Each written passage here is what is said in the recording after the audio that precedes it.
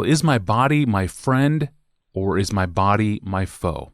It's a question we must ask and answer, and we can with Scripture. The question comes in from an anonymous woman. Hello, Pastor John. I'm a Christian female in my 20s. Ever since puberty, I have hated my body. I constantly feel uncomfortable in my own skin and obsess about what other people might be thinking about it. In the last 8 years of my life, I'm not sure I've gone a full minute without having intrusive, destructive, and negative thoughts about my physical appearance. Sometimes I wonder if I have a mental illness, and I know the value of having this checked out by a doctor, and I have, but I would love biblical help from you. Scripture says I was fearfully and wonderfully made, and that God doesn't look at the outward appearance, but looks at my heart.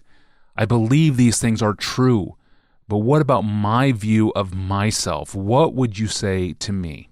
I hope we all understand and agree that I know very little about this situation and cannot presume to speak into it with the kind of wisdom that would come from knowing not only Scripture, but also the person in the situation. So let's all agree that what I say is not a simplistic remedy for what sounds like a deep and lasting problem, but rather a biblical perspective that might, along with other factors, be used by God to bring freedom.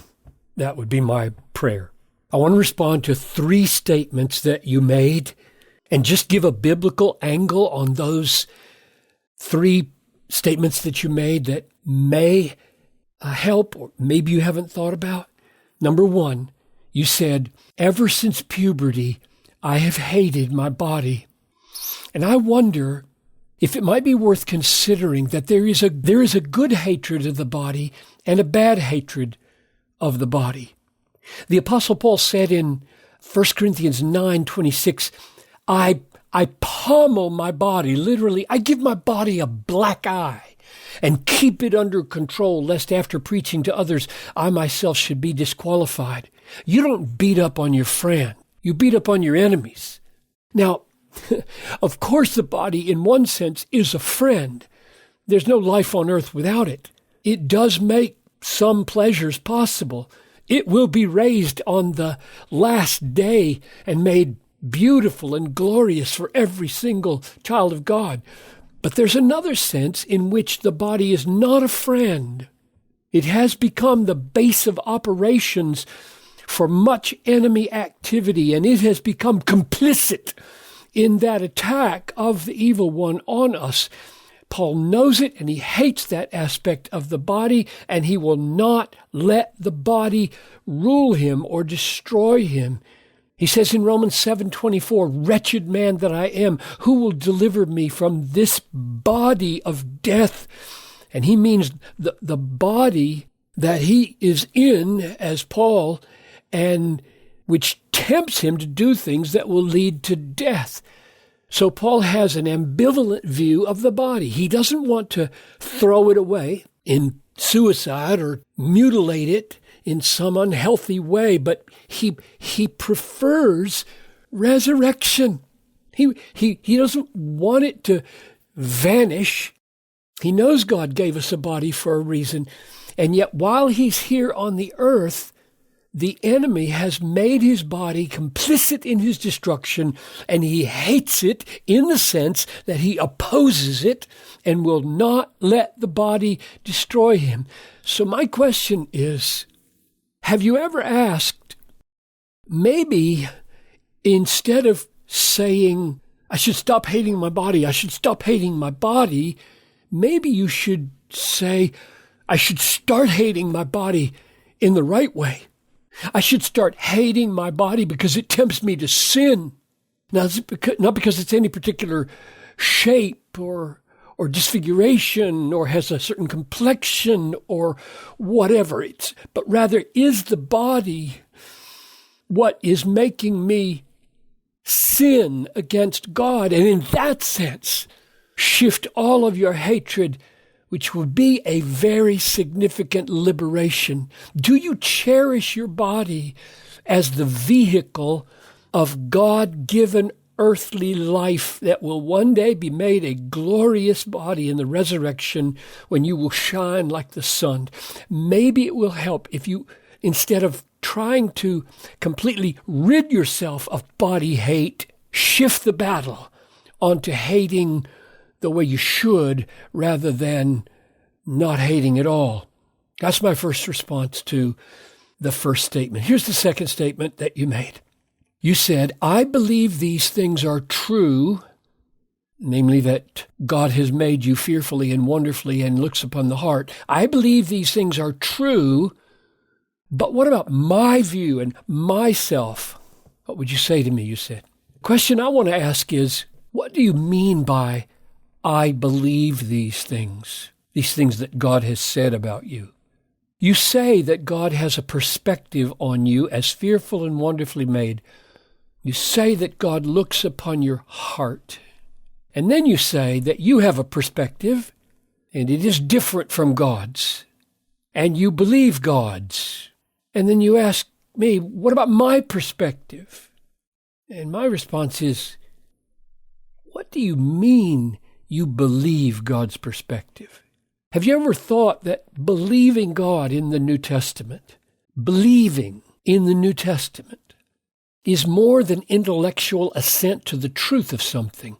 Believing in the New Testament means receiving, embracing, loving. For example, in John 1:12, to all who did receive him, who believed in his name, he gave the right to become the children of God. Believing Christ is receiving Christ, welcoming Christ, embracing Christ as true and beautiful and satisfying.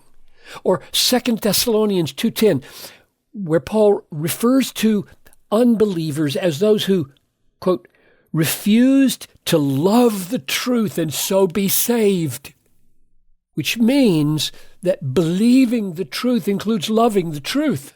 The devils believe and tremble. If you believe what God says, you love the fact that he said it. You embrace it.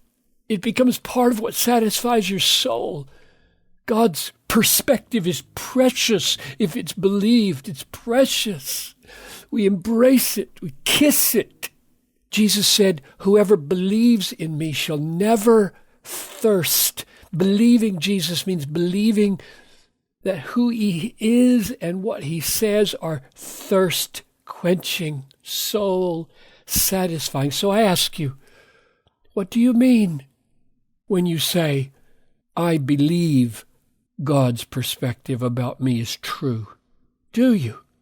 Lastly, number 3, you say, I constantly feel uncomfortable. In fact, you said there's not been a minute for 8 years. I constantly feel uncomfortable in my own skin and obsess about what other people might be thinking about it. Let's think about obsessing. Sometimes when we are obsessing about something, we make the mistake of thinking we can stop obsessing about it by focusing directly on the problem of obsession. But that never works, does it? Because in the very focusing on the problem of obsession, we continue to obsess. The absolutely crucial need is to set our minds on things different and greater than ourselves. When Paul said, set your minds on things that are above, not on things that are on the earth. For you have died, and your life is hidden with Christ in God. That includes your body. Set your mind on things that are above, not on your body. Have you perhaps considered that the room you live in is too small? I mean, the world you have made for yourself, the world of obsessing. And the walls in this little room, this world that you live in, are all made out of mirrors. So you live in a little room, the world you've made, and all the walls in the little world, this room, are mirrors. The battle with obsession will not be won by desperately trying not to see yourself in this room, or trying to like what you see in this room. The problem is that the room is too small. What needs to happen is that the whole room needs to be blown up.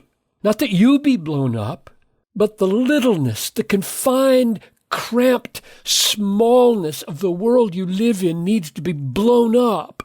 All the walls need to be blown out by the majesty and greatness and unimaginable expansiveness of God.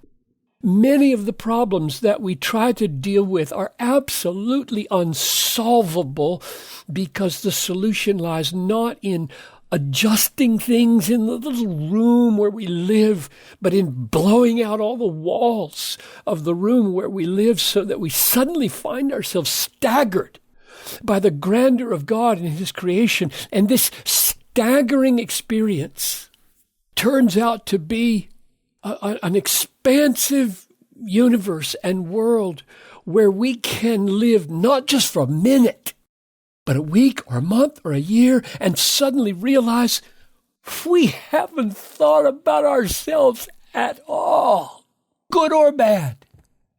That's freedom. That's glorious freedom. Freedom is not finally liking the body that you see in the mirror of the little room of your world. Freedom is having the walls blown away and being so staggered by the world and its grandeur and the greatness of the God who made it that the last thing you would worry about or think about is yourself. You would be drawn outside yourself in a stunning, glorious, freeing way. Amen. So important to be drawn outside of ourselves. Pastor John, thank you. And this idea of self-hatred and body image is an important one that the church, I think, has really only begun to wrestle with, it seems to me. And there's so much more to think about and to apply here in our lives. And if you want more on this theme, I recorded a 50-minute conversation with Bible counselor David Powlison, which is titled Gospel Hope for Self-Haters, which can be found at desiringgod.org. I found that conversation really helpful. Thank you for making this podcast, the Ask Pastor John podcast, a part of your day. You can stay current with our new episodes on your phone by subscribing through your preferred podcast app or through the APJ app, and even now through DG's YouTube channel. Of course, to search our past episodes or to browse our most popular episodes or to send us a question of your own, go to our online home at desiringgod.org/Ask Pastor John. Well, how does God's sovereignty over everyone not make each of us robots? Where is the place for human will? And how does God govern over everything, even human decision-making? It's a great question, and it comes from a listener in Nebraska, my home state. I'm your host, Tony Reiki. We'll see you on Wednesday for that.